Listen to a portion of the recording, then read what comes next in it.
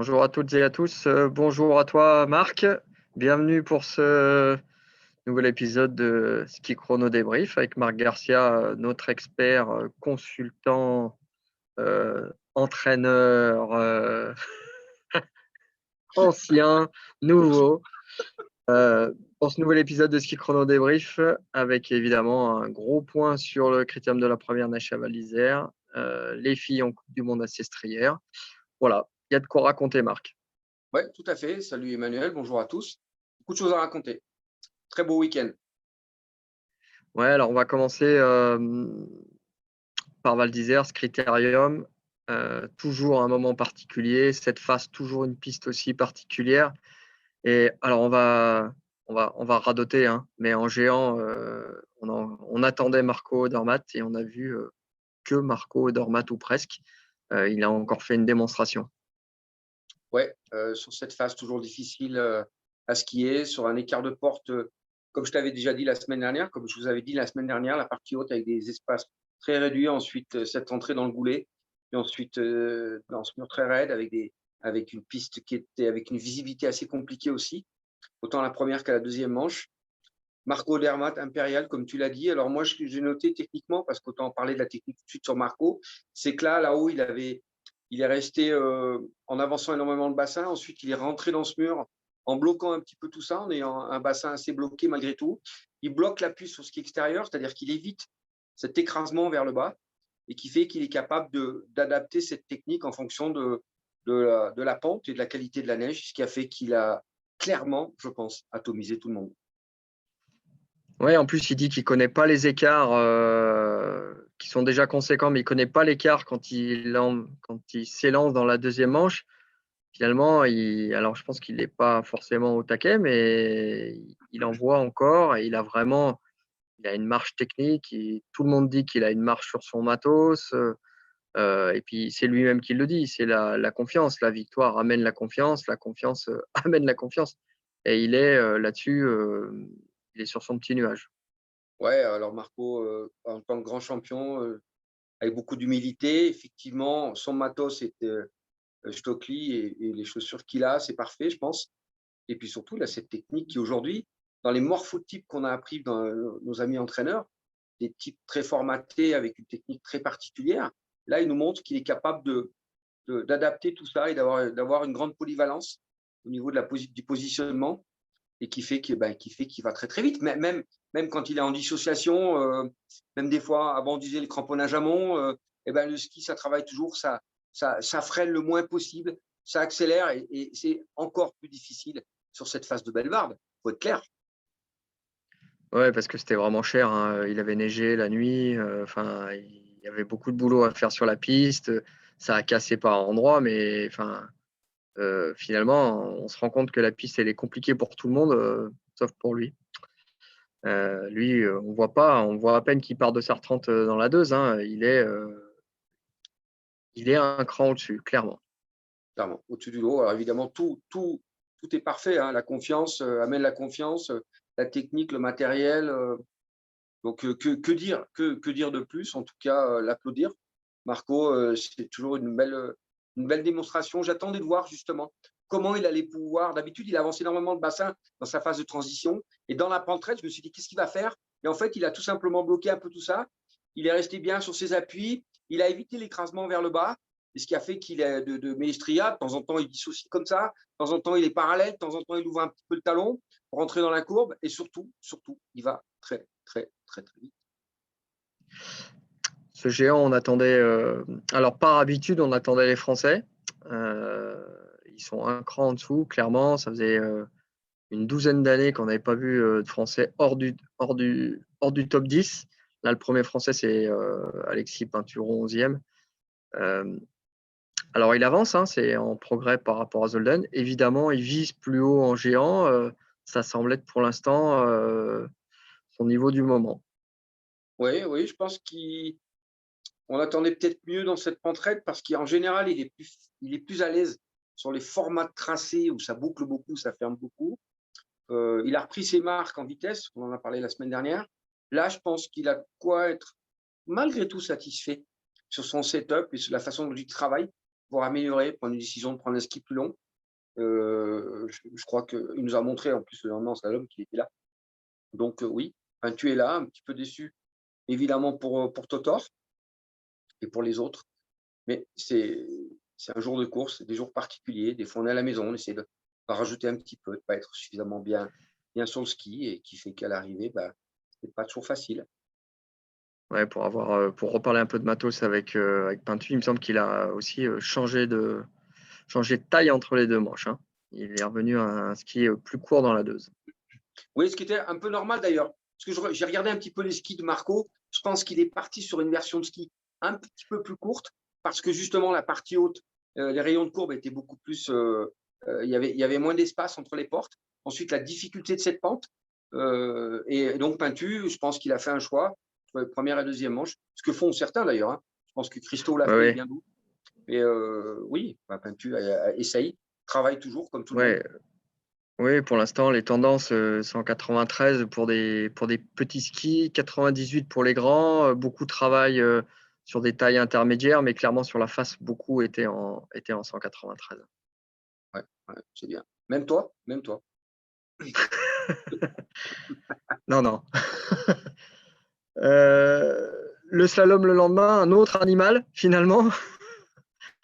Lucas Braten, pareil. Alors pas hyper dominant, mais hyper impressionnant en premier slalom, première victoire, sa 3e victoire de la saison, avec là un engagement plus, pas de réflexion. Lucas Braten, on le dit souvent avec Marco Dormat, on va en parler souvent, on va en bouffer pendant un petit moment. Cette génération 2000 avec Lucas Braten, pareil, hein, il a encore été impressionnant. Ouais, j'ai vu un article que vous avez fait sur Ski Chrono là, concernant Lucas Braten. Oui, surtout moi je dirais presque l'armada norvégienne. Parce que c'est une unité, même chez les Suisses, hein, parce qu'on a oublié de mentionner quand même Loïc Meyer, hein, qui fait une magnifique course aussi. Donc ils ont tous les éléments pour être dynamiques au sein d'une équipe. Les Norvégiens, on sait que c'est une dynamique indispensable pour la réussite des individualités, mis à part Christophersen. Mais oui, Lucas Braten, en slalom, il a bien maîtrisé avec son dos sarin la première manche.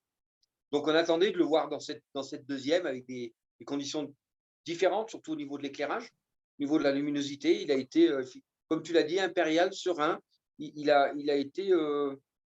Moi, ce qui m'a surpris, c'est qu'il avait un peu, et c'est dommage de dire ça, mais il avait un peu du Clément Noël. C'est-à-dire qu'il arrivait à avoir beaucoup plus de phases de relâchement que j'ai eu l'occasion de voir l'année dernière, il y a 2 ans. Donc, ça veut dire que nos Français ont une image intéressante de travailler. Et Lucas Braten, sur la course d'hier, a amené cet élément de plus au niveau de la technique qu'il a en slalom. Ouais, il maîtrise, alors clairement, il maîtrise aussi son savoir-faire, son matos. Lui, pareil, il marche à la confiance. Quand on voit ce qu'il fait en Super G la semaine d'avant à Beaver, faire un top 10, son premier Super G en Coupe du Monde, on le voit partout. Il fait 9 du géant la veille, ça passe inaperçu. Il est encore dans cette dimension de polyvalence, comme son pote McGrath, où ils sont partout et ils se nourrissent. Clairement, ils se nourrissent de ça. Ils se nourrissent de leur particularité en termes de personnalité. Mais clairement, ils se nourrissent pour en avoir discuté l'année dernière avec Lucas, de ce groupe. Ils ont Fosse sur les vagues. Et après, de temps en temps, ils croisent quand même les gars de la vitesse. Ils croisent Kill 2. Ils sont en adoration devant Kill 2 qui les prend comme des petits frères. Donc, ce groupe-là, hyper important. Christo est effectivement en marge. Mais je pense qu'il doit faire quand même quelques entraînements avec eux parce que ça peut lui être utile, hein, quand même. Oui, les deux compères, là, McGrath et Lucas, ils sont bien. De toute façon, l'ensemble de cette équipe norvégienne, une philosophie des pays scandinaves. En plus, le travail qu'ils font depuis très très longtemps, il ne faut pas le négliger non plus. Donc là, aujourd'hui, ça paye. Et c'est un début de saison assez tonitruant. Et que dire de mieux que de les féliciter. Puis de voir du beau ski comme ça, c'est un super plaisir, c'est clair. Et en slalom, alors pour les Français, une mauvaise et une bonne nouvelle. On va commencer par la mauvaise. Clément Noël, qui en fourche, qui n'était pas très bien parti, de son aveu même qui ne se sentait pas super bien et super rapide, et qui en fourche. Alors on va dire, c'est le jeu, c'est la loi du slalom. Il n'y avait même pas la vitesse avant et il a du mal à l'expliquer. Voilà, comme souvent, hein, c'est pas une faute, c'est une faute, ça aboutit à ça, mais voilà. Et la bonne nouvelle, c'est Pintu, 5e. De son aveu, il n'était pas super bien à l'entraînement à Courchevel la séance d'avant. Il a quand même pas fait beaucoup de slalom. Il se retrouve quand même top 5, ce qui est quand même très, très, très encourageant. Ouais, alors notre discipline, enfin le ski, il n'y a pas de vérité absolue. Clément, pour parler de lui, on va commencer par lui évidemment. Bah, Clément, il y a des jours avec, il y a des jours sans. Sur cette phase, peut-être qu'il a voulu peut-être trop en faire face au public, face à un petit peu la pression. En général, il en parle peu, mais ça peut être un cas de figure. Il ne cherche pas d'excuses plus que ça. Des fois, bah, tu pars avec des sensations pas très bonnes, mais tu vas très vite. Et des fois, tu as des bonnes sensations, tu vas pas vite du tout. Ou là, en fait, c'est difficile de trouver le schéma et de pouvoir analyser. De temps en temps, bah, on cherche pas, je crois qu'il ne faut pas chercher à se poser trop de questions, en tout cas en ce qui le concerne. Je crois que le ski, il a, la technique, il a. Il a de temps en temps des problèmes sur les équilibrations latérales, mais je crois qu'ils ont travaillé ça. Euh, on est tous déçus, évidemment. On attendait mieux de Clément, mais c'est encore une fois la race des gagnants, des vainqueurs. Il va se remettre au travail et je ne me fais pas de soucis pour lui par rapport à ce que j'ai vu sur des vidéos à l'entraînement. Pas de doute sur Clément. Après, ben, au moins lui, il a été clair dans ses explications. Alors, notre Alexis, comme tu dis, une belle 5e place.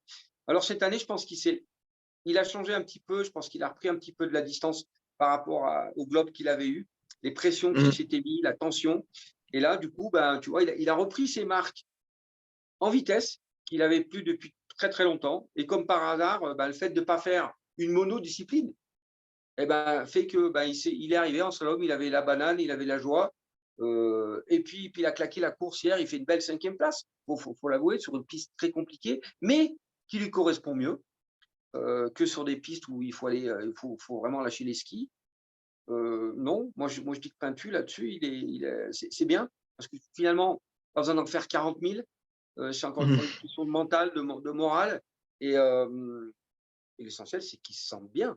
C'est tout ça qui est important. Et tu vois, quelques jours avant, il skie pas bien, il est chez lui à Courchevel, voilà, mais c'est le ski. Un jour, tu es bien sur une neige, le lendemain, tu es moins bien, tu es un petit peu moins bien dans tes pompes, tu t'es mal réveillé, tu as mal dormi, enfin, peu importe. On est des êtres humains avant tout. Et en tout cas, une très, très belle 5e place pour Pintu. C'est l'avantage des polyvalents. Enfin, Oui. ils ont quelques inconvénients, c'est que ça leur prend beaucoup plus de temps à l'entraînement et qu'ils ont moins le temps. Il sait désormais optimiser, je pense, les séances d'entraînement. Et puis, on passe à autre chose. Et la vérité d'un jour n'est pas celle du lendemain. Et donc, il peut se refaire, il peut rebondir, il peut profiter de la course de la veille. C'est des gros week-ends hein, en termes de charge mentale aussi. Mais en tout cas, on l'a vu souriant hier après l'arrivée et ça lui redonne une forme d'élan. Là, il va refaire une semaine, on va dire, off en termes de course en n'allant pas à Val Gardena. Il a les 2 géants d'Alta qui arrivent dimanche et lundi. Il va pouvoir enfin s'entraîner en Autriche, en remettant l'accent sur le géant. Après Romadonna, il va pouvoir à nouveau s'entraîner, ce qu'il n'a pas fait depuis un petit moment. Ouais, et puis en plus, tu vois, il est plus, il y a moins la pression attendue de l'année dernière sur Pintu constamment, week-end ou course après course. Et là, bah, il y a Clément Slalom, donc qui prend plus la pression au sein d'une équipe, peut-être en géant et même en super G. Quand il est en super G, bah, il y a quand même les jeunes qui sont derrière, voire même l'ancien Johan Claret. Et du coup, Pintu arrive avec d'autres disponibilités psychologiques, je pense, et qui fait qu'il retrouve tout doucement son ski et certainement la joie et le plaisir. Et sur ce slalom, je veux un petit mot sur les jeunes Français, là, les jeunes Français de la Coupe d'Europe. Ouais. Autant en géant, Loé Parent et Diego Orecchioni sont pas très loin en place, un petit peu plus loin quand même de la qualif. Autant là, les 3 jeunes, Steven Amier, Paco Rassa et surtout Léo Angno, passent vraiment tout près. Hein, ça joue à quelques centièmes sur une piste vraiment, vraiment détérioré. Ils n'ont pas calculé, ils ont fait des fautes parce que tout le monde en fait. Et ils passent pas loin de la qualif. Et comme le dit Léon Agneau, ce qui est rageant, c'est de passer pas loin de la qualif. Mais le point positif, c'est d'être en course et de passer pas loin de la qualif. Oui, alors après, des fois, il vaut mieux être 40-45 que d'être 31, 32, 33. C'est Ouais. comme quand tu es quatrième et ben, tu n'es pas sur le podium. C'est la même chose, mais il y a en tout cas des éléments pour se rassurer, en tout cas pour cette équipe de jeunes qui fait un petit peu le tampon et qui vient en Coupe du Monde avec les quotas et qui repart en Coupe d'Europe. Comme tu dis, sur une piste très exigeante, très compliquée, difficile, avec des formes de tracés compliquées. Ils ont été présents, je pense qu'ils ont été présents. Il leur a manqué ce petit truc supplémentaire, mais je crois qu'il n'y a pas de raison de se mettre le moral dans les chaussettes. Bien au contraire. Bien au contraire, c'est très, très encourageant pour ces trois-là, mais il y a tous les autres qui vont arriver aussi derrière. Ouais, non, non, on en parle toutes les semaines désormais de ce groupe B qui progresse, qui bosse bien. Là, c'est la troupe de Seb Brognier en technique qui fait du bon boulot. Fait du bon boulot, pas aujourd'hui en géant Asinal, hein, pour tout le dire. Mais bon, ça semble être des gens avec du caractère et à réaction, hein, donc on devrait les voir demain pour le deuxième géant de Zinal. Il y a les premiers slaloms de la Coupe d'Europe cette semaine en Italie. Donc Bien. eux, c'est leur fonds de commerce, ils sont partis à fond. Et après, oui, alors ils étaient un peu frustrés à l'arrivée. Et surtout, je pense qu'ils étaient bien frustrés en voyant la deuxième manche avec Katzlunger, là, le jeune Italien qui a leur âge, qui est de 99, qui vient faire 10, 2 de la manche. Euh, Avec, je regarde son dossard, il doit avoir le 65 ou le 67. Ouais, ouais. Euh, faut gratter un peu sur les stats, mais enfin, ça arrive pas tous les jours. Alors, oui, c'est bien, il avait une piste lisse dans la deuxième, mais il faut quand même faire la deuxième, hein. Et ça arrive pas tous les jours, ce genre de manche. Ouais, encore une fois, il a saisi sa chance sur une deuxième manche avec un dossard, surtout la première, il est arrivé à la claquer. Alors, il y a moyen d'avoir les boules, comme on dit, il y a moyen d'avoir les boules, parce qu'on est avec lui. Et puis, bah, il y en a un qui rentre. Mais en dehors d'avoir les boules, c'est aussi de se dire que bah, on l'a battu. De temps en temps, on le bat, on est même devant, on est à côté, de temps en temps. Et là, il claque. Donc, c'est aussi encourageant, je pense, pour nos jeunes Français. Je crois qu'il n'y a pas de raison d'avoir le moral, comme je l'ai dit, dans les chaussettes. Pas du tout. Non, non, non, c'est pas le genre. Pour eux, c'est le début de la saison, ça les met plutôt en confiance et c'est parti, hein. Marco, on va filer du côté de Sestrières, une piste que tu connais bien. Euh, Mhm. voilà, une belle piste, quand Ouais, même, un ouais. bel endroit, grand beau, belle neige pour le week-end technique d'âme. Tessa fait 5, bah, une fois de plus, elle est en course pour le podium. Il lui en manque encore un peu, devant c'est solide. On va dire elle est dans le jeu, évidemment, elle aspire à monter sur le podium, mais on va dire qu'elle est dans le jeu. Ouais, ouais, ouais, ouais, ouais. Alors, chez Strière, piste assez belle, mais compliquée en géant, puisque la veille, il avait neigé beaucoup. Et ce qui a rendu difficile les conditions de neige. J'ai eu Lionel Pellissier longuement hier au téléphone pour avoir un peu ses explications. Et il disait que il y avait 3 qualités de neige différentes dans ce géant, ce qui n'a pas été facile. Et bon, avant de parler de Bassino et des autres, mais Tessa, je pense que le fait qu'elle ait fait un peu de vitesse et tout, elle a laissé un petit peu d'influx nerveux, elle était un petit peu fatiguée au niveau de Hmm. l'influx nerveux, et qui fait qu'elle a eu un petit peu de fatigue, et ce qui a fait qu'elle n'est peut-être pas arrivée à passer, en tout cas sur le podium, un petit peu de fatigue, je dirais moi, d'influx nerveux, un peu normal avec ce qu'elle a fait là, avec la vitesse. Donc on va la laisser récupérer pour le prochain géant. Effectivement, un géant avec des conditions en bas dantesques, ça tapait dans tous les sens, on les voyait toutes les filles. Il fallait Hmm. contrôler ses retours de ski, ses retours d'appui. Ce que n'a pas fait Tessa par peut-être ce manque de fraîcheur physique, en tout cas fraîcheur de l'afflux nerveux. Et donc, le lendemain, un slalom. Wendy Holdener, finalement, a réussi à gagner toute seule. Donc, finalement, on va s'habituer à ce qu'elle gagne maintenant. Quand même, battre Chifrin, battre Vlova. Avant, elle était toujours avec elle, mais juste derrière. Et maintenant, ça fait 2 fois de plus que les deux, hein. Oui, c'est vrai. C'est vrai, c'est vrai. Alors, je reviens rapidement, Géant, pour féliciter Ouais, Bassino, parce qu'on n'a pas parlé ça faisait un moment qu'elle n'avait pas gagné, Bassino, hein, et ouais. hier, enfin avant-hier, pardon, dans le Géant, moi, elle m'a surpris, surtout dans cette deuxième manche, où les autres ont vraiment se sont fait sacrément secouer. Bassino a fait une magnifique course. Gagner chez elle, ce n'était pas facile. En tout cas, je tenais à la féliciter parce que elle a vraiment fait une belle course, une belle deuxième manche. Donc, bravo à notre Italienne. Alors, on revient sur le slalom. Oui, moi, je suis content. Enfin, Wendy gagne toute seule. Bon, on l'attendait. La dernière fois, c'était Ekana aussi qui gagnait pour la première fois, mais elle gagne. Moi, j'ai trouvé d'une grande maîtrise sur ce slalom. J'ai trouvé pareil. Alors, Shiffrin fait 2 et Vlova fait 3. Mais les deux là, Shiffrin et Vlova, je ne les ai pas trouvés comme d'habitude. Sur ce slalom, j'ai trouvé Shiffrin avec des intermédiaires, enfin en tout cas des moments où elle n'était pas du tout suffisamment en avant, le bassin haut. Elle travaillait beaucoup avec ses deux bras vers l'avant, ce qui n'était pas. Je ne l'ai pas vu souvent faire ça. Malgré tout, elle fait 2. Et j'ai encore vu Vlova sur la deuxième manche tricoter, comme on dit, tricoter avec ses skis. Et finalement, Wendy qui a skié parfaitement, sereine, encore une fois. Hein. Elle a énormément travaillé, à mon avis, cette année. Sur son positionnement, elle avait ce centre de gravité très, très bas. Elle a eu tendance, évidemment, à le remonter. Et ce qui est très bénéfique, on voit qu'elle est arrivée à gagner hier. Donc, encore une fois, alors là, pour le coup, hier, bravo Wendy, tu l'as mérité, tu l'as gagné toute seule. Je crois que tout le monde du ski est très content pour toi. Et cette année, attention à elle. Hein. Attention à elle. Et donc, comme toutes les semaines, on va commencer l'instant Greg Masson. Tu t'en doutes. Il va finir par être invité. Hein. On l'a déjà invité. Il n'est pas venu pour l'instant, mais il va être obligé de venir. Après, les autres qui ne nous en veulent pas. Hein. Donc, en vitesse, il y a des super coachs.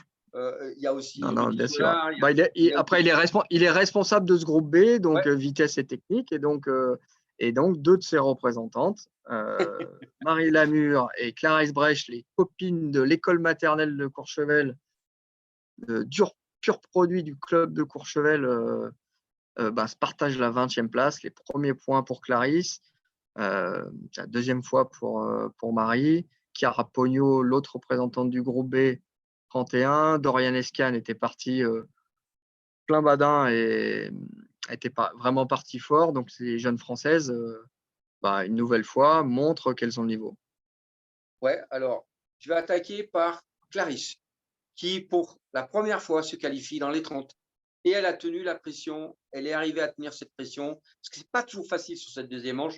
On a un petit peu tendance à en laisser un peu sous le pied parce que tu te mets au tapis, tu ne marques pas de points Coupe du Monde. Donc là, elle a été bien, je pense bien dans sa tête. Et elle a pu faire son ski. Marie, je pense qu'elle peut faire mieux. Je pense qu'elle peut faire mieux. Mais c'est comme ça, c'est le ski. En tout cas, les deux, elles sont là, elles sont présentes. C'est très bien. La déception, évidemment, pour Chiara, parce que la pauvre Chiara, la Chiara, malheureusement, Chiara, elle fait 31. Elle aurait préféré être 40e parce que 31, un peu de centième, ça passe de peu. L'équipe à Greg Masson. Et alors Dorian, Dodo, qui atomise tout le monde. Son premier inter, je crois qu'elle leur met 3 dixièmes au Cador avec un dossard de Maboul. Je pense qu'elle était en surchauffe. Bon, elle était en surchauffe, mais elle enfourche. C'est le problème du slalomeur. Hein. D'enfourcher, c'est une grande classique. En tout cas, tous les résultats que Dorian a fait aussi de son côté en Coupe d'Europe, ça prouve que c'est bien. Ils ont fait un bon choix stratégique et qu'il faut le continuer et que venir de temps en temps en Coupe du Monde, suivant les quotas dont on a parlé. En tout cas, toutes ces filles-là seront à Semmering, ça c'est sûr, voire même Zagreb, puisque les quotas risquent de changer au début janvier, après Zagreb. Donc, autant utiliser ces quotas. Pour certaines, elles vont repartir en Coupe d'Europe. Oui, cette semaine, ouais. Il y a deux slaloms cette semaine. Ouais. Mais en tout cas, ça a fait plaisir. Nasta passe un peu au travers, il faut être clair. Nasta passe au travers, ça arrive. Aujourd'hui, je pense qu'il va falloir qu'elle mette le gaz. Elle n'a plus rien à perdre. C'est sa dernière saison. Donc, il faut qu'elle arrive à engager plus, qu'elle y aille. De toute façon, elle n'a plus rien à perdre. Qu'elle soit 40e ou autre, il faut qu'elle passe ce cap au niveau de l'engagement, éviter de trop arrondir. Et puis, ces 4 qu'on en a cités, du fameux groupe Greg, on va appeler ça le groupe Greg, oui, non, c'est bien, c'est bien. Bonne satisfaction, les filles. Bravo à toutes. Voilà, Marco, quelque chose à rajouter? Semaine à la mode italienne avec Val Gardena, la Sasse longue, Bienvenue pour les glisseurs et les spécialistes de saut. 2 descentes, puisqu'on reprend celle de Beaver jeudi, un super G, et après les 2 fameux géants d'Alta Badia sur la Grande Risa. Et les filles du côté de Saint-Moritz avec 2 descentes et un super G. Là aussi, c'est une classique de la Coupe du Monde dames.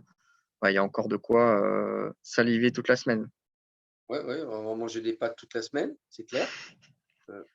On va manger pas mal de pâtes.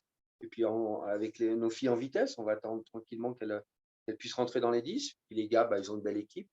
Il n'y a pas de raison, Emmanuel. Voilà. Après, Ouais, nous, voilà. que dire d'autre? Non, rien. Non, rien. Si, je parlerai plus tard, on passera peut-être un petit article sur. Je suis allé voir Jean-Luc Elizari, le gars qui s'occupe de Snowglide. Il y a des nouvelles machines sur préparation de ski assez révolutionnaires. Ce serait intéressant qu'on en parle. Parce que Ok. pour les coachs, notamment sur la partie des qualités de neige qui est différente. On a des neiges un peu moins injectées, on a des neiges artificielles qui sont très agressives. Et là, l'affûtage joue un rôle important. Un travail sur les machines et qui devient important pour les athlètes pour justement libérer ce ski. Et ça, ce sera intéressant qu'on en parle. Voilà.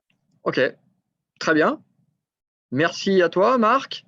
Bonne semaine à toi, Marc. Bonne semaine à toutes et à tous et à la semaine prochaine. Allez, on va travailler le planter de bâton. C'est parti. Allez, ciao. Ciao.